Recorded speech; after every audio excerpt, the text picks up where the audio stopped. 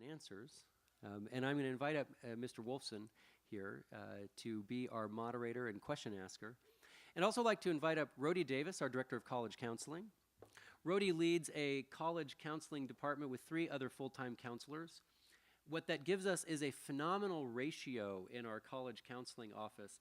And Rhody's an amazing leader who leads a program in college counseling which is so mission-driven. How many of you have experienced our college counseling program? Isn't it really great? Let's give Rhody's college counseling office a hand. We welcome her to the stage.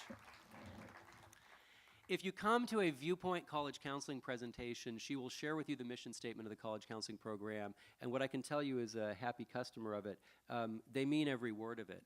They have a phenomenal team, and they really live the words of their mission, which are to inspire students to take responsibility for their future.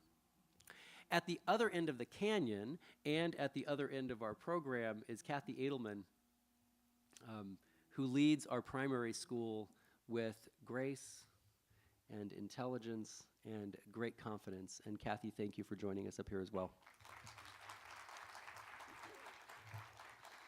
I usually have to follow Cathy at the primary school assemblies, and that is always a challenging thing to do.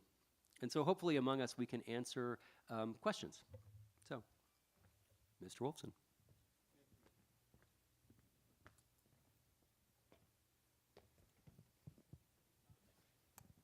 Yes.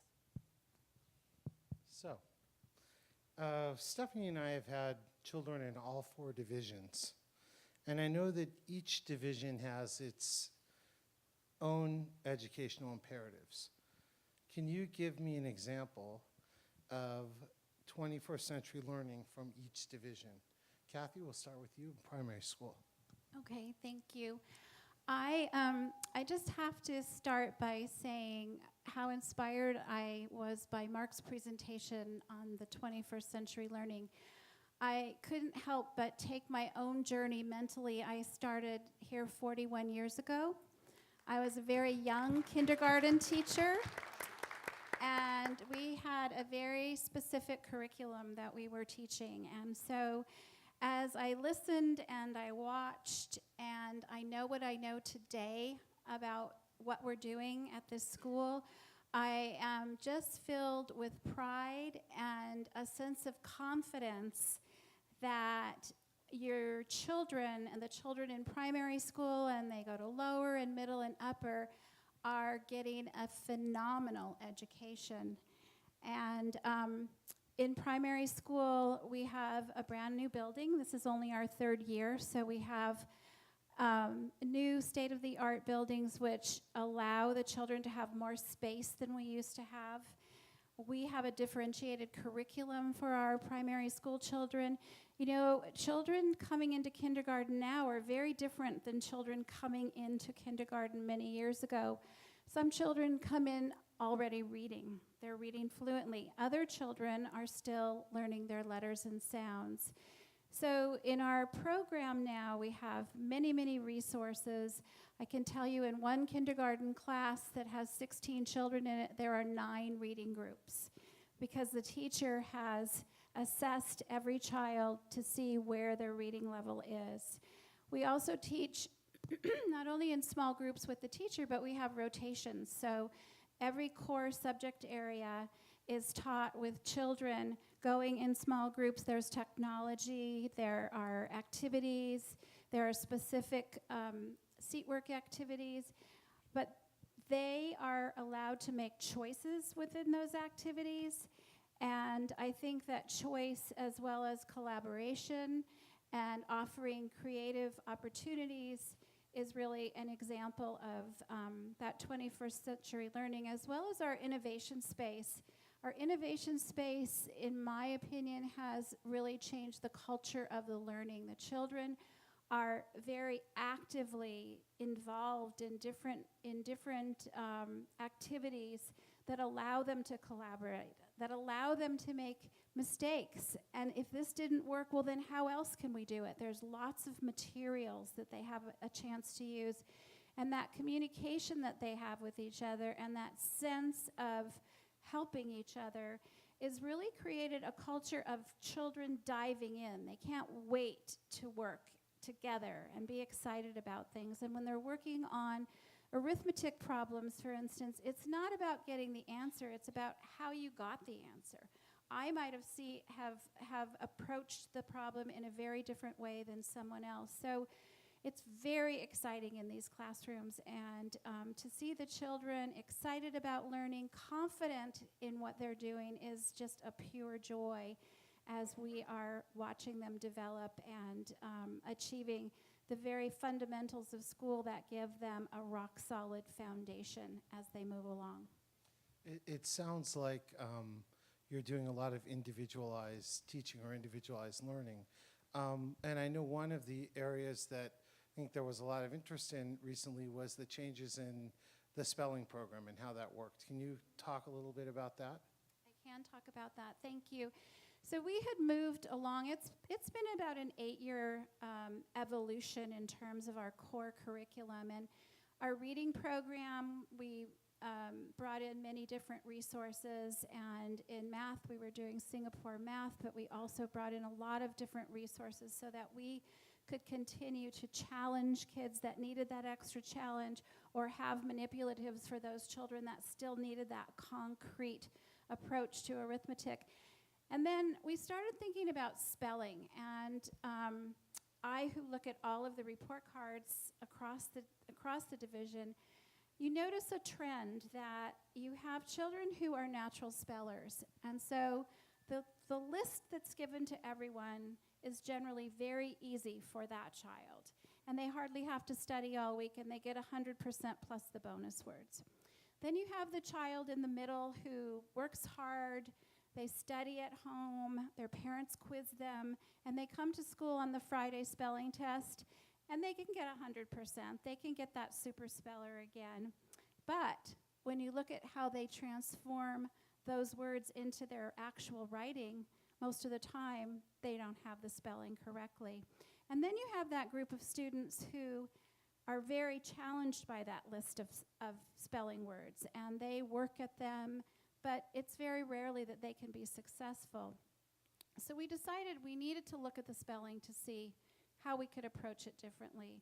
So we came across a curriculum called Words Their Way, and we brought it in. We actually Skyped with some people from teachers who had used it, and the faculty was not particularly thrilled with it. It just didn't seem to match what we were looking for. But we got the samples, and in the summer, 2 of our teachers took those samples and they started to break it down, and they started to see, okay, this is how we do this is how we do that. And they created an excitement about what they were doing. So we decided to have a faculty meeting in the summer, and it was sort of a workshop on how we could do this. And the teachers started to get very excited, and I said to them, you know, we don't have to do this year. Let's pilot it this year. So if you'd like to try it, let's pilot it. And no pressure on anybody. Well, by the time school started, every teacher was all in.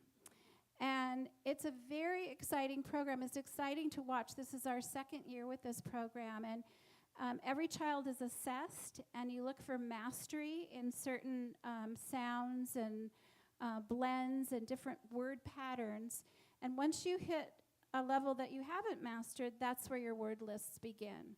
So again, in a class of 16 or 17, there might be 10 different word lists. And throughout the week, they sort their words every day, and they're sorting their words according to the word patterns. Then there are activities for them. Their words are built into Spelling City. They have lots of choices, and when you're in the classroom watching them, it's amazing to see. They're all hustling and bustling with their different lists, and everything's going on, and they're excited about it. And at the end of the week, or possibly 6 or 7 days, the teacher calls up the children, and she just says, show me what you know. Not a test, no pressure. They didn't have to study for it. But it's amazing. She would ask them maybe 8 or 9 words, If they have mastery of those words, they go on to the next list. If they haven't quite mastered it, we have some new activities for them to practice with.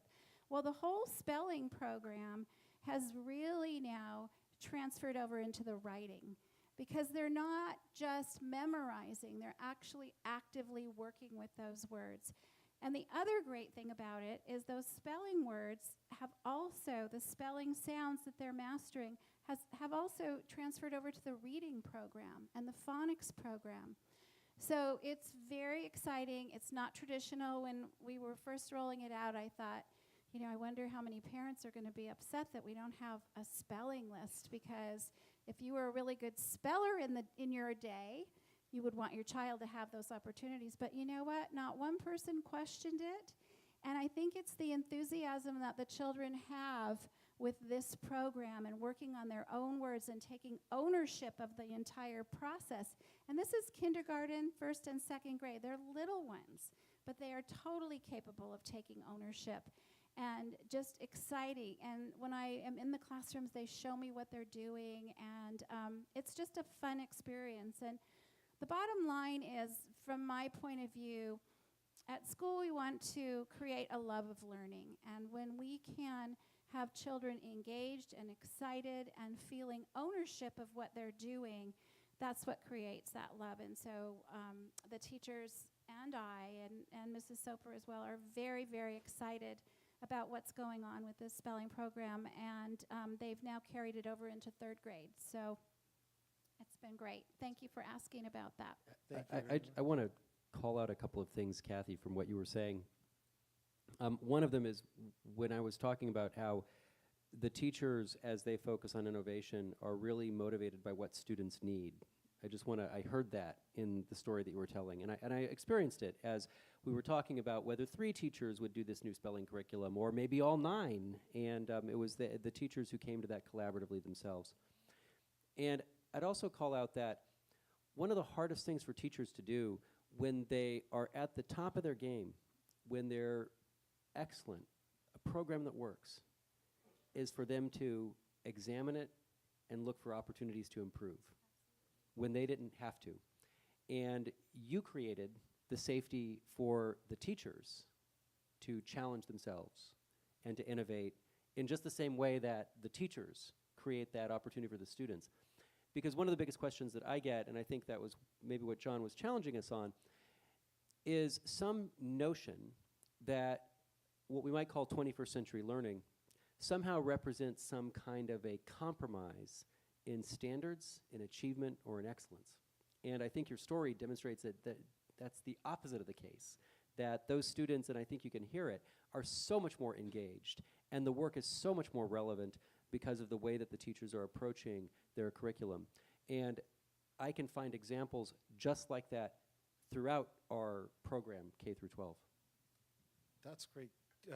Why don't you give us a couple examples from so lower school, and middle school? You know, I would channel my colleagues, Mr. Weimer and Mrs. Antoine, in lower school. One thing I would call out about the lower school program is the fact that that spirit in our innovation space, which is one of the happiest and places that our students experience in the course of a week. How many of you have K to 5? That's what they come home and talk about. With investing resources in having Mrs. Corno as our integration specialist, take the spirit and the idea of that innovation space and integrate it throughout our lower school classrooms. It means that the entire lower school team has that approach. It's not just something they find like, okay, I'm going to do innovation now that I go to the innovation space. So I think the work that is done across all of our classrooms is an example, just as you were giving examples of interdisciplinary learning, not just reading, not just writing, not just spelling, but the fact that they all become connected. And I'd also point to what our teachers are doing in reading workshop and writing workshop as signal examples of 21st century learning, that also you can see the results, that students, because the work is relevant and meaningful to them, and because they're collaborating and peer editing, they aspire and they write even better because of the approaches. And in middle school, we certainly have exciting things happening in design curricula. We, in addition to renovating our robotics lab this summer, we also created new space for Mrs. Didden to create new offerings in design and engineering in middle school, upper school. Yes, Rhody? So in upper school, our spelling program is called Spell Check. So whatever you learned in kindergarten, you really don't need in upper school because you just do spell check. So when Mark asked me to talk about 21st century learning in the upper school, I thought this is easy because it happens every single day in every single classroom. And it is just a wonder to see what happens on a daily basis, not only just in our classrooms, but also on the plaza. You saw a picture of iBlock. How many of you know about iBlock? Yeah, wildly successful. Like, you talk to students, what's your favorite thing going this year? We're meeting with all the students right now to talk about academic advising their classes for next year, and everyone says the best thing is iBlock. And part of what's so great about it is it gives students ownership over their time and some time during the day to kind of catch their breath and to collaborate, to work in teams, to hang out, whether that's working on projects, working together on homework, seeing teachers. A lot of students will spend time during iBlock visiting with their teachers, getting the one-on-one help that is so essential and such an important part of our upper school curriculum. But really everything from, the formal classes that we offer, from 3D design and engineering, our CAD classes, our linear algebra classes, our classes in mock trial,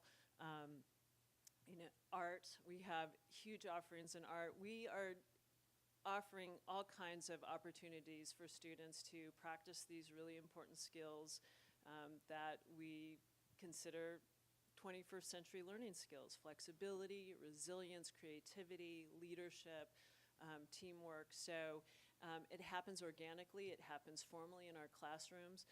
I'm thinking of two students today that I talked to who really, I think, beautifully illustrate this notion of integrated, interdisciplinary learning, which is such a hallmark of 21st century learning. And one is Kevin, who has designed through our 3D design and CAD classes this pill dispensing machine that he used our robotics lab to create, our 3D printer to create. He has a business plan. This guy is an entrepreneur. He has entered this design, and this is a product that he hopes to mass market as a way to help elders take pills on time. It's got like a computer chip that's going to dispense the right pills at the right time. It was inspired by time that he spent with his grandparents and realizing that they had to take all these pills and they were having a really hard time staying organized. So here's a guy who's come up with this idea through his work in our robotics lab, through his work in our 3D design programs and our math programs, because it's very, really elaborate in terms of mathematical equations. I'm not a computer scientist, so I don't really know how that stuff works, but he's entered it into competitions to see if he can gain some traction that way. But one of the really cool things about it is it has inspired him to think about programs that he can apply to for, he's a junior this year, programs that he can apply to for college that combine business and engineering. So, wow, that's so exciting to me to see how it all comes together. So, he's one example. I'm also thinking about Ryan, who is not just an aspiring journalist, but already doing some pretty hard-edged journalism. She is probably going to be one of the editors of our paper next year. She has done numerous summer programs at universities, honing her craft, learning about different types of journalism. She has already interviewed, pretty high-profile people in the LA community. She is really devoted to service and is one of our aspiring leaders to CORE. And so she's finding ways in which she can leverage her interest in journalism to really fine-tune a voice of social justice and awareness to certain problems in our community. She spends a lot of time, she has over 100 hours working for the Sova Food Pantry, and I mean, to hear her talk about the people's stories of the clients that she's serving there and how she hopes to draw awareness to that issue through her journalism, I mean, that's a perfect example of how she's working to not just be a journalist, but to use that as a tool for positive social change and to improve the community. So I could go on. These kids are doing amazing, amazing things, and at the root of it is the flexibility of our program, the constantly in changing, improving nature of our program, and it's what all of you are able to support us with and help us with. That's great. If no one has anything else to add, I'll move on to the next question, which is going to be for Rhody, and anyone else that wants to chime in. But putting on your college counseling cap, the parents of Viewpoint are generally very pleased year in and year out by the college placements that come out in the spring. And Viewpoint always really has a great showing. There's a lot of breadth, there's a lot of depth to the campuses that the kids get into, and it's usually it's always a great list. But how do you see the changes in education affecting that? Are they going to affect that? How do the colleges view this thing called 21st century learning, or what we're attempting to do? There are a few places more dynamic than college campuses. I mean,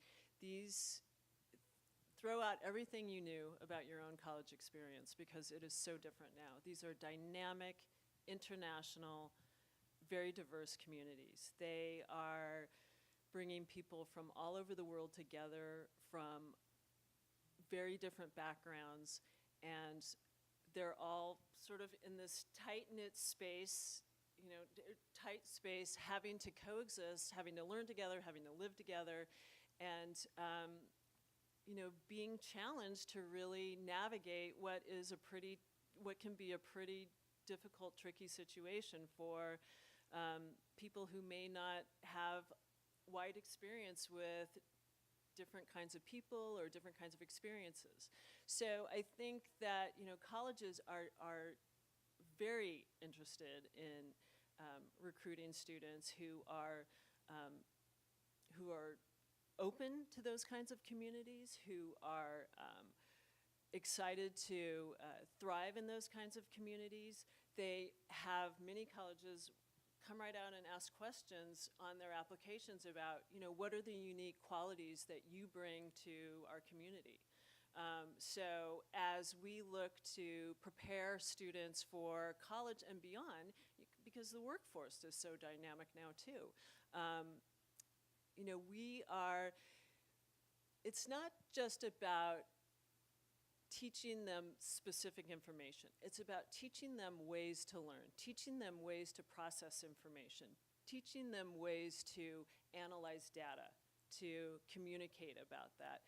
And that is what they're going to need to do when they get to college campuses. So, the other thing that I think is important to understand about how 21st century learning relates to college admission and that whole process is, as students find their voice at Viewpoint, as students learn about the things that they love, really invest in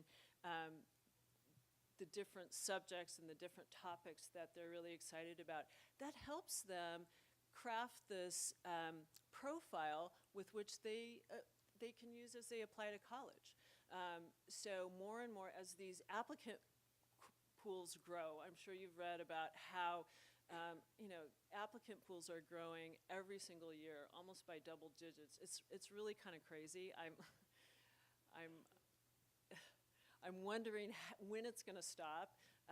They just keep getting bigger and bigger. It's so important for students to really articulate their fit for specific programs, to have this self-reflective approach to the college process where they can think about what they want, think about where they've been, think about the programs at different college campuses that are going to help them achieve the goals that they've set for themselves at college and beyond. So, one of the things that we really strive to help students do is to think about the kinds of things that they love to do, apply that to their learning here, and then also to their college applications as they research programs and then present themselves in their applications to college.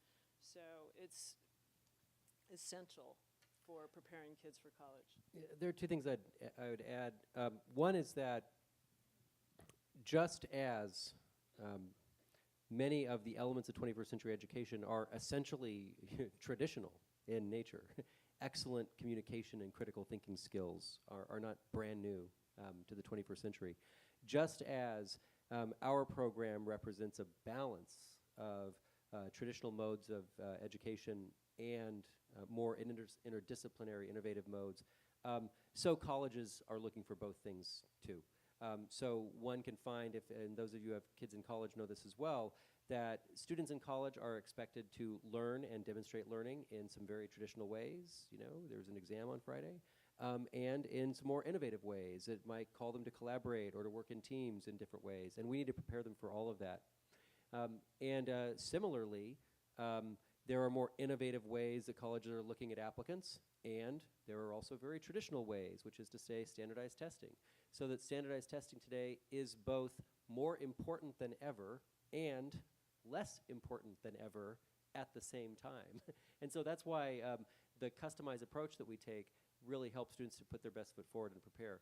And the other thing I'd say, and Rhody has made this point, is that the last line of our mission statement points at the promise of innovation in education, which is to say, really developing the uniqueness of each child. So when we are really focused from kindergarten all the way through 12th grade on developing the uniqueness of each child, then those students that you're talking about who are examples of 21st century learning, they show up in the process as who they are, as confident learners. And whether they get 4 years of that experience through the upper school or whether they get 13 years of that experience, you think about the accretive value of that. They show up even more strongly in the college process. And so they show up as the kind of students that colleges are going to want and that then employers are going to want, and if there are still colleges and employers in 2030 and beyond. And I just wanted to add that, as Rhody was talking about all the elements of ultimately what gets you into college, I think the connection is that I can see that with our little ones when they're just starting out and we're teaching them how to be a student and how to be a friend, the same kinds of things that Rhody's talking about with resilience and character development and flexibility is everything we do in primary school as well, because they're coming to us sort of with a clean slate. They haven't been in a classroom like this before. And I think that, primary school is very developmental, it's very nurturing. And then they move to the lower school, and the transfer from primary to lower, there's no real shift for them because they're going into 3rd, 4th, and 5th, but we're all very aware that all of these elements that Rhody's talking about are elements that are developed through the years. And so the lower school continues with that, as does then the middle school, but very appropriately, because we're looking at stretching them at each point along the way. But I was really taken in listening to you at just how much we're all doing the same thing. And ultimately, when I looked at the photo of the lifers and I could picture them this tall when we started with them, and to hear what some of them are doing, it just, you could practically burst your buttons. You're so proud of, who they've become. And we all feel so fortunate that we are in a profession that we can make a difference in a child's life and in a child's early years, middle years, grown-up years, and their future. So it's really wonderful to even get to listen to you and to all of this, to really put it all together for us. Thank you. So, what is the single most important change that will take place in the way children are educated at Viewpoint over the next 5 years? Who would like to tackle that?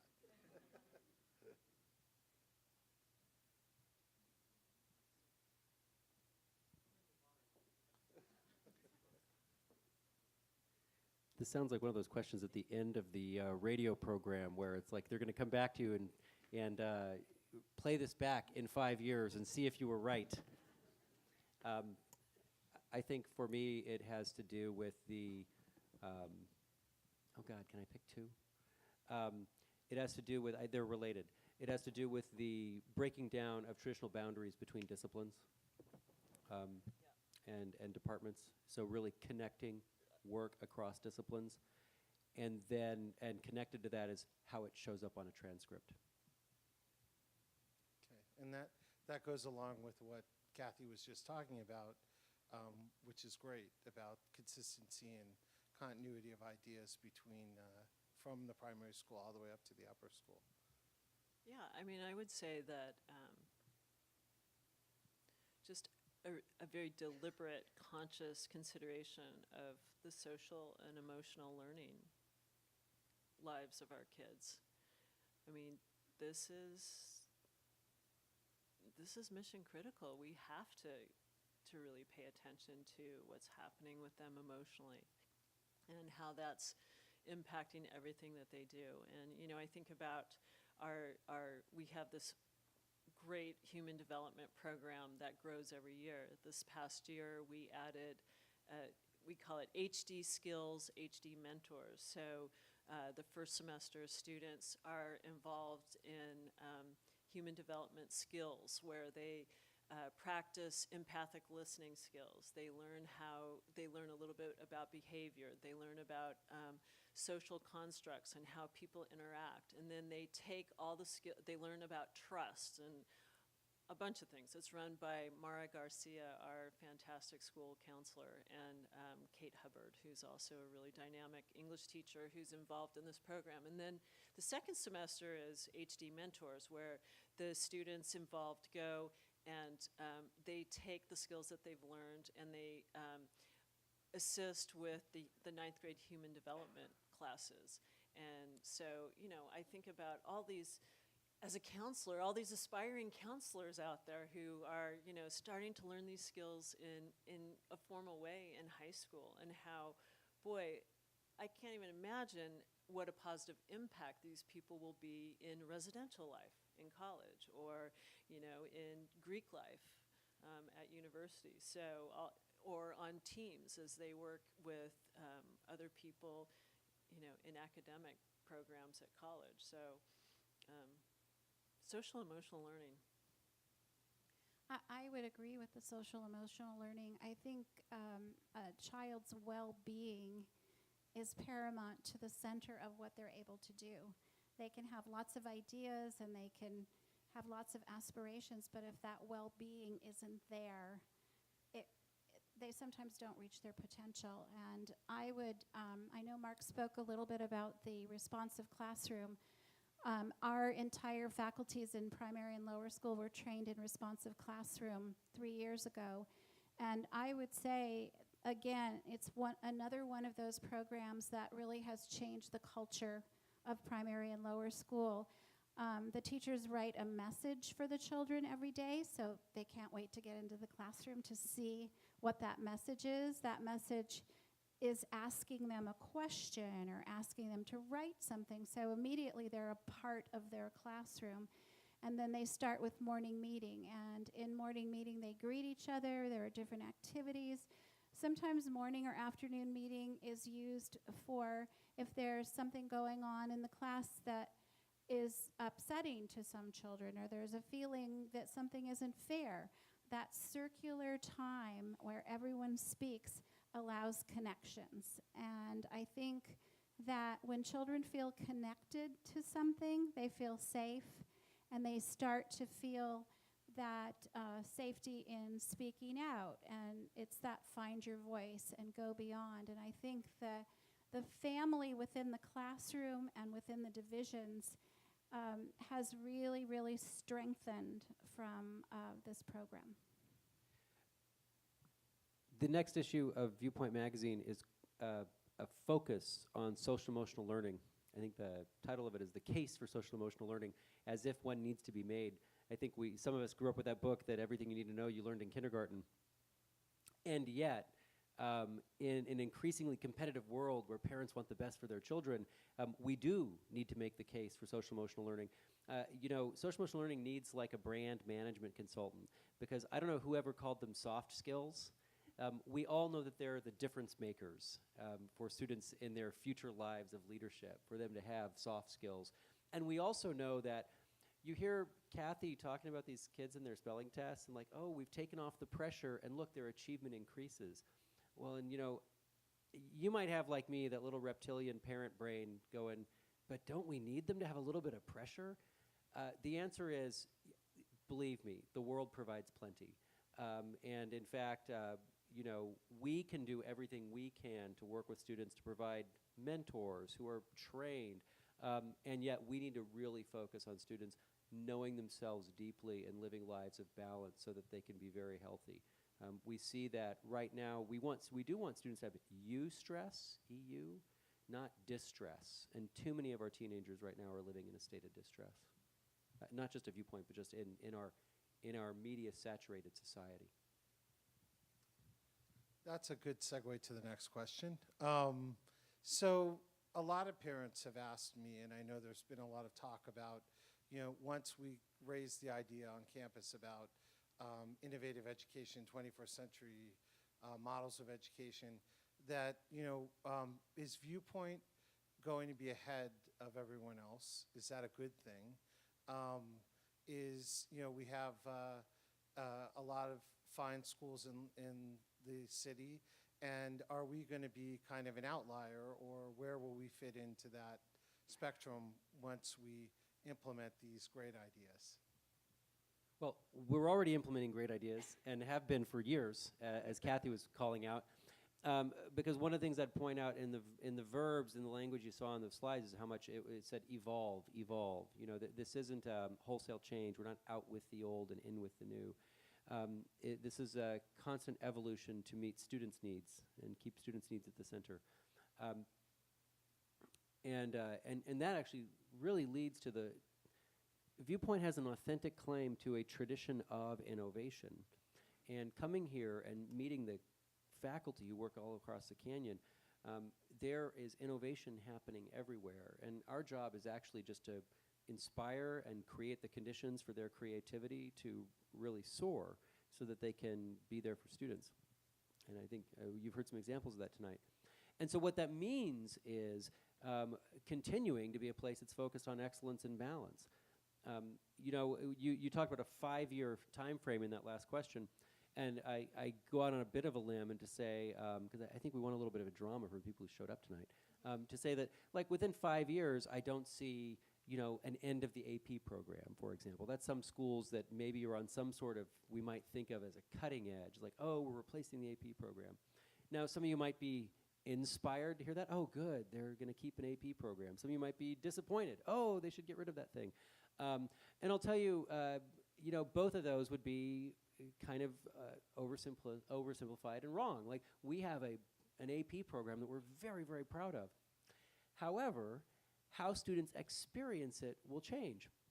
I mentioned Mrs. Rush. Last year, and some of you might have heard this story that I've told a couple times, because I was so inspired by our teachers and what it means, and this is just one example. The boy Anthony I showed you, the coder, was in an AP Physics E&M class last year. That's electricity and magnetism. It's college level physics. It's one of the hardest courses that we have at Viewpoint. college level, very challenging physics. And last year, 100% of Viewpoint students got a 5, the highest score on that advanced placement exam in physics E&M. Outstanding. You know, and I talked to Nancy, and I said, Nancy, like, wow, you had a class of physics geniuses. Isn't that remarkable? And of course, you're a phenomenal teacher. And she said, no, actually, they were all across the spectrum in terms of their sort of native physics talent walking in the door. What they did was come together in a way that I've never seen a class do and collaborate. They had different strengths, and they learned to support one another. So they formed study groups, and they knew what his area of strength was or what her area of strength was. And so they learned to, they used their social emotional learning skills, their collaboration skills, and she said that is how they got that score. And when she shared out with the students that they had all achieved this thing together, you know, they all, which is now by email because they're all now college freshmen, except for Anthony, they could all like celebrate one another's successes. And that to me was an essential example of really maybe answering your question, which is I see a great place for an AP program that allows students to get college credit in the colleges that still allow it, or allows them to demonstrate high levels of learning. And the way that we get there might look a little bit different as we continue to be informed by the current research, by research into social emotional learning, by research into how kids are learning and how teachers are teaching today. And so it's really going to be as much about how we're doing things as to what we're doing. That's great. And I would just say one way to look at it too is I think we're being really proactive in our approach. I think that so many schools, especially when you hear about, you know, the craziness playing out across the country at some places, are just reacting. You know, trying to put in place measures to react to situations happening. And I really like how, you know, from your presentation tonight, Mark, and just, you know, hearing what the feedback is from all the surveys we've been doing and all the thinking that we're doing in a very deliberate, conscious way about curriculum, about social life, about our facility, about our faculty, like, that's proactive. And I think, I'm not sure all the other schools in the area are being as proactive as we are. And that's, to me, as someone who works here, that is so exciting to be part of this really affirmative movement. You know, I couldn't agree more, and I think it's important to say this because we talk about this. Bob and I have worked in other schools in California, that what we are aiming at doing here, I would say, is distinctive among the schools in Los Angeles and ideally in the nation. We're aspiring to challenge ourselves, to be informed by the best research that's out there, to find the best programs that are out there, and to innovate in ways that are sensible and efficient and effective. And I don't see a lot of places as committed to innovation and education as this faculty is. I also just wanted to say that I think the investment of professional development that the school provides for the teachers, it allows them to, you know, go out to different conferences, to be with other teachers, to hear different ideas, and not just to buy in necessarily to those ideas, but to think about how those, some of those ideas can enhance what we're already doing or add on to what we're already doing. And Lisa Kessler came into my office today, and she was telling me that someone from Australia had heard about our innovation space, and they wanted to come and visit. And so I feel like our program, in many ways, is a model for what others are looking to do, because we're having so many other schools sending visitors out to us. The word is out that something special is happening right here, and they want to come and find out what it is. So that's pretty exciting. I think that's great. It is exciting, and I know the board of directors is really looking forward to the next 5 years at this school. Last question. This is a very important question. I know that a survey was sent out this week regarding school uniforms, And I know you highlighted that a little bit in your presentation. So are changes to the school uniform program underway? What should we expect? You know, if the most interesting question is on the school uniforms, we're doing a great job running the school. The most threatening question. We did send out a survey. Where I think we might be getting a little survey fatigue. It means we're listening. It means we care. We did, our upper school administration sent out a survey about upper school dress code as a way to continue to have it be workable and also fulfill our goals. And so I think that those of you who are in the upper school saw the survey, and it was carefully written. You know, it doesn't prejudice the outcome. I think it's an authentic survey. I'm looking at Mr. Dilge over there. It's an authentic survey where we really want to know what people think, because you've heard a number of themes about the education at Viewpoint tonight. One is that it's developmental. We have to meet the needs of students from kindergarten through 12th grade, and then even within any one class, you have the developmental needs that are in front of you, an array of needs of students. And so similarly, our uniform policy, you know, meets the needs of students in K through 5 for the culture that we create in primary and lower school. Now we have to pay attention to the needs of boys and girls in our primary and lower school. We meet the needs of our students in middle school for a little bit more freedom and choice, but still a very sort of refined set of choices that students make in middle school. And then in upper school, our uniform or dress code policy already provides students with a greater latitude of freedom and choice, and yet still maintains some traditional commitments. Students in upper school love, and they've given us this feedback already. Students in upper school, they love the formal dress days for their assembly dress. They think it's a defining part of the Viewpoint culture. It's a tradition they want to see continue. And then, you know, students always have ideas about how to improve the dress code. What I can tell you about the survey without, I'm going to be very curious as anyone to see what it says.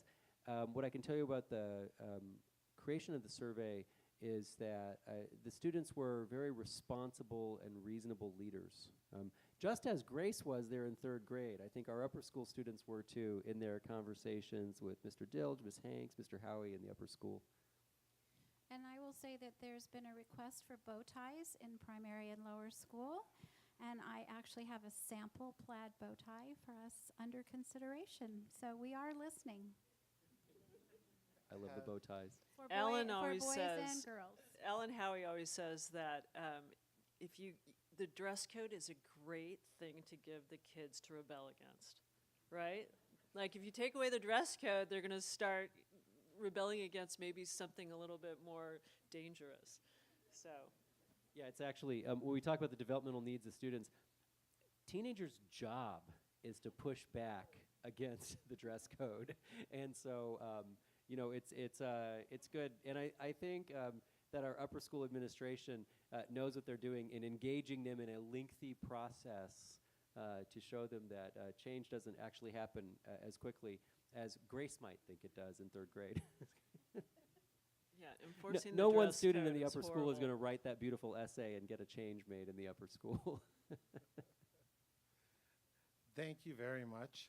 If there are further questions that people would like to ask, tomorrow morning you have a coffee? That's right. So in addition to following us on Instagram, and a shout out to Jill Shaw, who manages our social medias, our director of strategic communications, and all those wonderful Instagram photos. Thank you, Jill. And the communications department. Jill, we have a coffee scheduled for tomorrow, and we invite you to come at that time. You saw I put my email address up there to invite your further questions and dialogue. We are deeply grateful for the feedback that we've had from parents throughout the last year, and that we expect to continue to have as we go through the spring. I know that this framework, as you see, is flexible and yet has been refined so that it can be durable for these coming years. And we welcome your feedback. You know, what's missing, what really resonates for you, and game on. Thank you all. Thank you all for attending.